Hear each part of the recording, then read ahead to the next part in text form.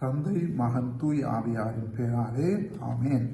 தூய மத்தேயு எழுதிய நற்செய்தி. ஜோசேப்பே, தாவீதின் மகனே, உன் மனைவி மரியாவை ஏற்றுக்கொள்ள அஞ்ச வேண்டாம். ஏனெனில் அவர் கருவுற்றிருப்பது தூய ஆவியால் தான். அவர் ஒரு மகனை பெற்றெடுப்பார். அவருக்கு ஜேசு என பெயரிடுவீர். ஏனெனில் அவர் தம் மக்களை அவருடைய பாவங்களிலிருந்து மீட்பார் என்றார். இது வாழ்வுதரும் இயேசு கிறிஸ்துவின் நற்செய்தி. கிறிஸ்துவே உமக்கு புகழ்.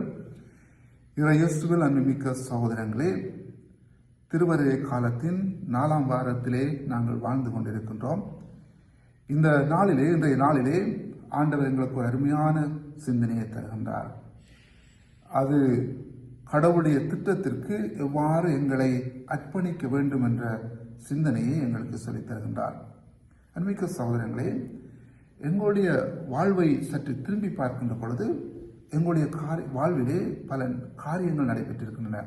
நல்ல காரியங்கள் நடைபெற்றிருக்கின்றன, தீமையான காரியங்கள் நடைபெற்றிருக்கின்றன, எங்களால் விளங்கிக் கொள்ள முடியாத பல குழப்பகரமான காரியங்கள் நடைபெற்றிருக்கின்றன. நல்ல காரியங்கள் நடைபெறுகின்ற போது ஆண்டவரை போற்றி புகழ்வோம், மகிழ்ந்திருப்போம். தீமையான காரியங்கள் நடைபெறுகின்ற போது சிலரை நாங்கள் குழம்பி போயிருப்போம், ஆண்டவரை தூசித்திருப்போம், மனம் உடைந்து போயிருப்போம், அயலவர்களை நாங்கள் நொந்திருப்போம், அயலவர்கள் மீது பழிப்பாவங்களை போட்டிருப்போம். இயேசுவின் சகோதரங்களே, இந்த நற்செய்தியானது எவ்வாறு நாங்கள் நல்ல காரியங்களிலும் குழப்பமான காரியங்களும் தீமையான காரியங்களும் ஆண்டுடைய திருவுளத்துக்கு எங்களை எவ்வாறு விட்டுக் கொடுப்பது என்பது தொடர்பாக இந்த நற்செய்தி எங்களுக்கு சொல்லித் தருகின்றது. அன்னை மரியாளுக்கு வானதூதர் சென்று மரியாதை கருத்தரித்திருக்கார் என்று சொன்ன பொழுது அவளால் விளங்கிக் கொள்ள முடியவில்லை. ஆனால் அன்னை மரியாள் சொன்ன வார்த்தை, இதோ உமது அடிமை உமது வார்த்தையின்படி எனக்கு ஆகட்டும் என்று சொல்லி அன்னை மரியாள் தன்னை அர்ப்பணித்தார். சூசேப்பருக்கும் ஒன்று விளங்கிக் கொள்ள முடியவில்லை. ஆனால் வானதூதர் சென்று மரியா கருத்தரித்திருப்பது தூய ஆவியார், ஆகவே அவரை ஏற்றுக்கொள்ள நீர் அஞ்ச வேண்டாம் என்று சொன்ன பொழுது சூசேப்பரும் மனம் உவந்து ஆண்டுடைய திருவிழத்துக்கு தன்னை அர்ப்பணித்தார். இயேசுவின் மிக்க சகோதரங்களே, ஆண்டவர் எங்களுக்கு அருமையான ஒரு படிப்பினையை சொல்லித் தருகின்றார். எங்களுடைய வாழ்விலும் நல்ல காரியங்கள் தீமையான காரியங்கள் குழப்பமான காரியங்கள் நடைபெற்றன. இனிவரும் காலங்களிலும் நல்ல காரியங்கள் ஆசீர்வாதமான காரியங்கள் நடைபெறும். அதே வேளையிலே தீமையான குழப்பகரமான காரியங்களும் நடைபெறலாம். அந்த சந்தர்ப்பத்திலெல்லாம் நல்ல காரியங்கள் நடைபெறுகின்ற பொழுது ஆண்டவரை போற்றி புகழவும், தீமையான காரியங்கள் நடைபெறுகின்ற பொழுது அல்லது எங்களால் விளங்கிக் கொள்ள முடியாத காரியங்கள் செயற்பாடுகள் நடைபெறுகின்ற பொழுது ஆண்டவருக்கு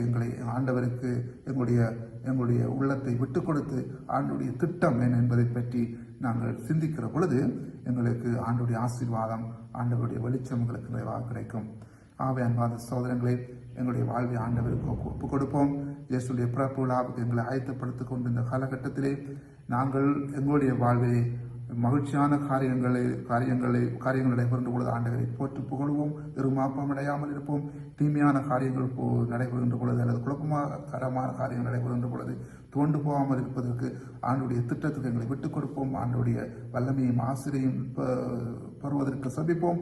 அப்பொழுது எங்களுடைய வாழ்வு இன்பத்திலும் துன்பத்திலும் ஆசீர்வாதமானதாக அமையும்.